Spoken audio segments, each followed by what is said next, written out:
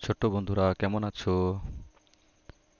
সমীকরণ গঠন ও সমাধান চ্যাপ্টারের দ্বিতীয় ক্লাসে তোমাদের শুরু হবে কোষে দেখি 22.1।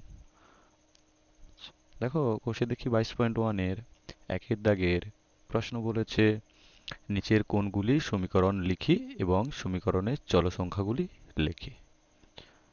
আমি আগের ক্লাসেই তোমাদের সমীকরণের একটা সাধারণ ধারণা দিয়েছিলাম এবং কিভাবে একটি চলরাশি ধ্রুবক ও সমান চিহ্ন দিয়ে সমীকরণ তৈরি হয় সেটা বলেছিলাম।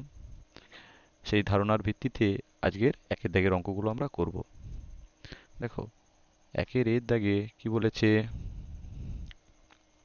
আমি এখানেই লিখি x প্লাস 5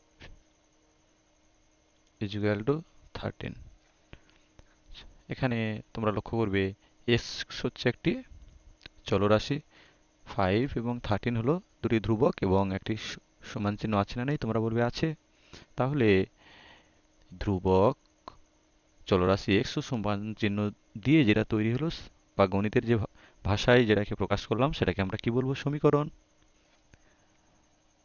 তাহলে আমরা এখানে কি বলতে পারি, এটা একটা কি সমীকরণ? বলেছে হ্যাঁ, অবশ্যই সমীকরণ।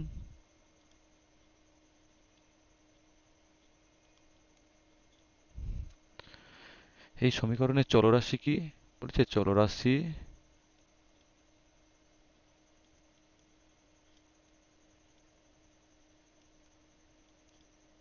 হলো এক্স। বুঝতে পেরেছো? এরপরে আমরা বিয়ের দাগেরটা করব। আচ্ছা, আমরা কয়েকটা করে করে নেবো, বাকিগুলো বাড়ির কাজ থাকবে। বিয়ের দাগেরটা দেখো, x minus 4 is equal to 7। এই ক্ষেত্রেও এক্স হলো একটি চলরাশি, 4 এবং 7 হলো ধ্রুবক এবং সমান চিহ্ন রয়েছে, তাই এটাকে আমরা সমীকরণ বলবো।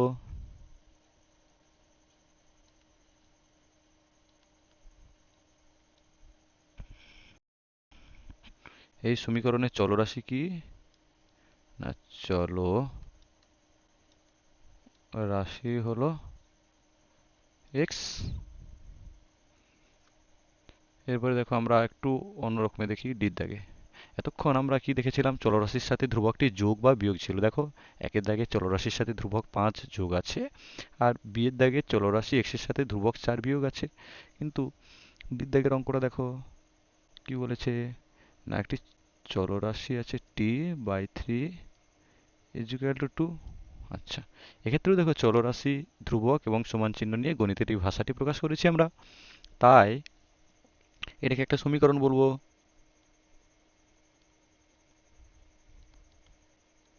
এবং যার চলরাশি কি, সমীকরণের চলরাশি টি।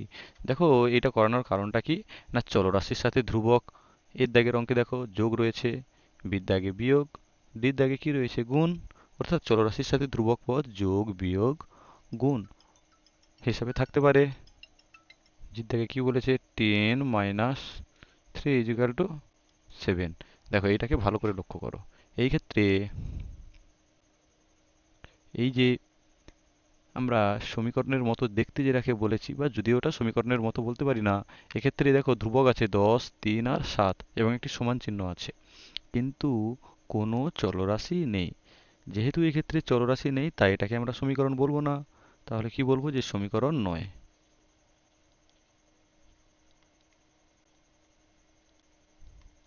বুঝতে পেরেছো? ওকে, ঠিক একই রকম কোনটা হবে এফেক্টটাও। আয়ের দাগেরটা দেখো, 7 - x ইজ ইকুয়াল টু 0। এক্ষেত্রে 7 হচ্ছে ধ্রুবক, x হচ্ছে চলরাশি এবং সমান চিহ্ন আছে, তাই এটাকে আমরা অবশ্যই সমীকরণ বলবো। যেখানে চলরাশি কি, না চলরাশি হলো x। আশা করি তোমরা বুঝতে পেরেছো। বাড়ি যেগুলো আছে ই, এফ, এইচ, বাড়ির কাজ থাকবে। দেখো, 2-এর 1-এর দাগে কি বলেছে, 33টি কাঠি দিয়ে একটি সজ্জা। ওকে, তাহলে প্রতিটি সজ্জাতে কটি করে কাঠি রয়েছে? দেখো তিনটি। একটি, একটি কাঠি, দুটি কাঠি, তিনটি কাঠি। তাহলে প্রতিটি সজ্জাতে কটি করে কাঠি আছে? তিনটি করে কাঠি। ওকে, তাহলে বলো তোমরা এক একটা সজ্জাতে কটি কাঠি রয়েছে? তিনটি। যদি এক্সটি সজ্জা হয়, মোট কাঠির সংখ্যা কত হবে? 3 দিয়ে এক্স গুণ করব। তাহলে প্রশ্নানুসারে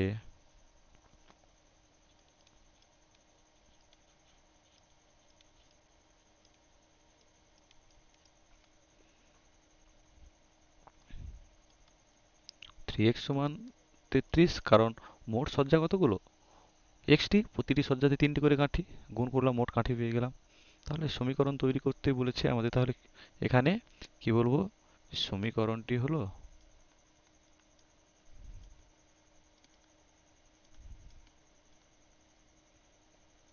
3x সমান 33।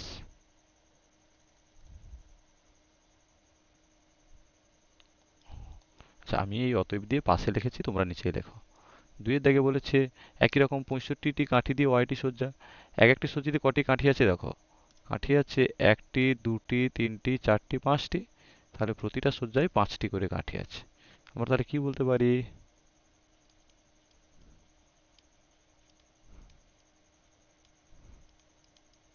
প্রশ্নানুসারে প্রতিটি সজ্জায় কটি কাঠি আছে? 5টি। মোট সজ্জা কটি ওয়াইটি? সমান মোট কাঠি সংখ্যা পেয়ে গেলাম, বা 5y সমান 65। অতএব সমীকরণটি হলো 5y সমান 65, বা 5y সমান 65। ওকে, তিনের দাগে দেখো তো কি বলেছে।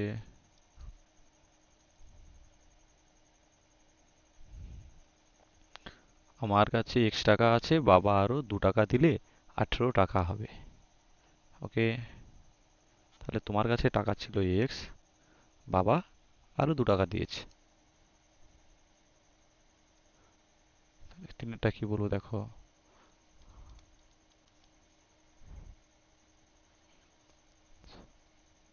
আমার কাছে ছিল এক্স টাকা আর বাবা দিয়েছে 2 টাকা। মোট কত টাকা হয়েছে? মোট হয়েছে 18 টাকা। তাহলে কি বলবো? যে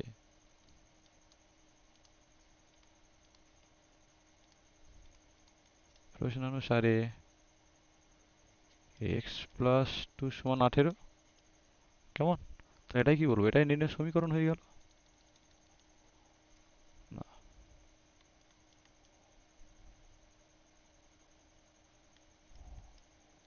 সমীকরণটি হলো এক্স প্লাস 2 ইজিক্যাল টু 18। চারিদিকে দেখো, আমার কাছে এক্সটি জাম আছে, আমি 1/4 অংশ জাম নীলাকে দিলাম, নীলা পেয়েছে 5টি। ওকে, তাহলে আমার কাছে কটি জাম আছে? এক্সটি জাম। দেখো, প্রশ্নানুসারে আমার কাছে জাম ছিল এক্সটি, সেখান থেকে 1/4 অংশ কাকে দিয়েছি আমরা? নীলাকে। আবার বলেছে নীলার জামের সংখ্যা হচ্ছে 5টি, তাহলে এটাই হবে, এটা সমান 5, বা x/4 ইকুয়াল টু 5। অতএব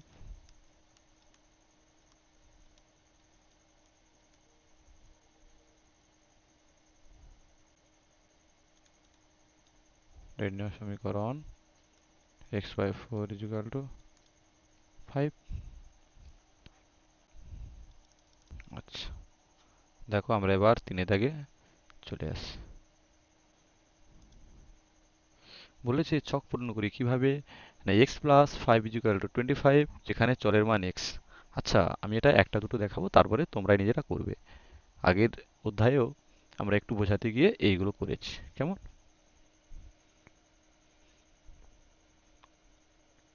এক্স এর মান আমরা 5 এই সমীকরণে বসাবো।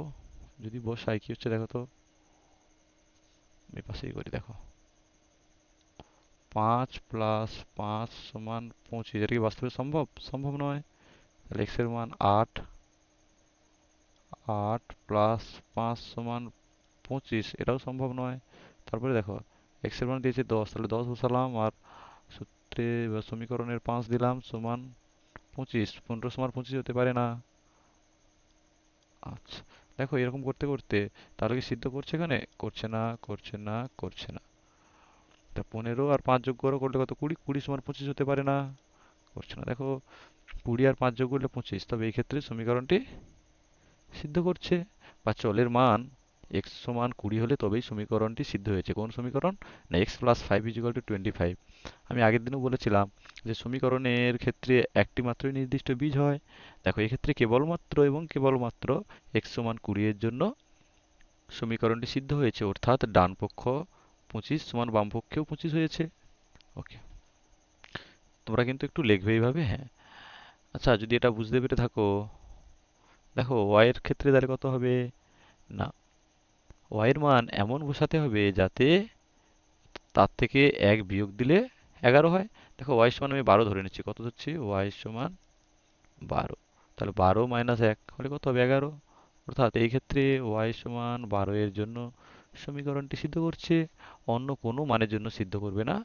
তোমরা এটা বাড়িতে অবশ্যই করবে। এবং 4x সমান 24, এই সমীকরণটিকেও করবে। দেখো এখানে গুণের আকারে আছে, তাহলে 24 হতে গেলে 4 এর সাথে কত গুণ করলে 24 হবে? না, আমরা জানি 6, অর্থাৎ x এর মান 6 হওয়া উচিত। তবেই তো 6 গুণিতক 4 সমান 24, অর্থাৎ বাম পক্ষ সমান ডান পক্ষ দেখাতে পারবো। তাহলে x এর মান 6 বসালাম, সিদ্ধ করেছে। অন্যান্য ক্ষেত্রে কোনো মান সিদ্ধ করেনি। দেখো 4 দাগের গুলো দেখো কি বলেছে, যে নিচের ছক পূরণ করি এবং চলসংখ্যার কোন মানের জন্য সমান চিহ্নের দুদিকের মান সমান হচ্ছে সেটিতে গোল দিই। আমাকে সমীকরণ বলে দিয়েছে p প্লাস 12 সমান 20 বা p প্লাস 12 ইকুয়াল 20। তো p এর মান কত হলে 12 যোগ করব 20, 20 পাবো? দেখো p প্লাস 1, ভালো করে দেখো, p প্লাস p এর মান 1 হলে 12 আর 1 যোগ করলে কত হবে? 13। 12 সাথে 2 যোগ করলে 14, 3 যোগ করলে হয় 12 সাথে 15, 12 আর 4 যোগ করলে 16, 12 আর 5 17, 12 আর 6 18, 12 আর 7 19, 12 আর 8 20, 12 আর 9 21 আর 12 আর 10 যোগ করলে 22। তাহলে পি এর কোন মানের জন্য সমান চিহ্নের দুদিকে সমান হচ্ছে? না, পি এর মান 8 হলে। অর্থাৎ আমরা কি বলতে পারি, এই সমীকরণ অর্থাৎ p প্লাস 12 ইকুয়াল টু 20 তে 8 হলো পি এর বীজ বা সমীকরণের বীজ বা পি এর মান। ওকে, একরকম ভাবে হচ্ছে দেখো, 6 এর সাথে কত গুণ করব করে 48 পাবো। যখন m এর মান 1, 6 এর সাথে 1 গুণ করলে কত হবে? 6, 6 এর সাথে 2 গুণ করলে 12, 6 এর সাথে 3 গুণ করলে 6 3 18, 6 এর সাথে 4 গুণ করলে 24, 6 এর সাথে 5 গুণ করলে হয় 30, 6 এর সাথে 6 গুণ করলে হয় 36, 6 এর সাথে 7 গুণ করলে কত হয়? 42, 6 এর সাথে 8 গুণ করলে কত হচ্ছে?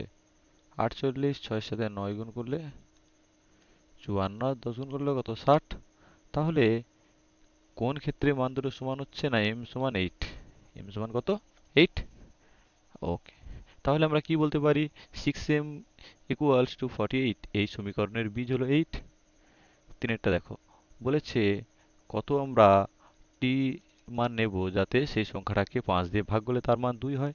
আচ্ছা, t এর মান 1 হলে এখানে কত হবে? 1/5। t এর মান 2 হলে কত হবে? 2/5। 3 হলে 3/5। t এর মান 4 হলে t/5 এর মান হলো 4/5। t এর মান 5 হলে t/5 এর মান 5/5 ইকুয়াল টু কত হচ্ছে? 1। t এর মান 6 হলে t/6 এর মান 6/5। t এর মান 7, t/5 এর মান কত হচ্ছে? 7/5।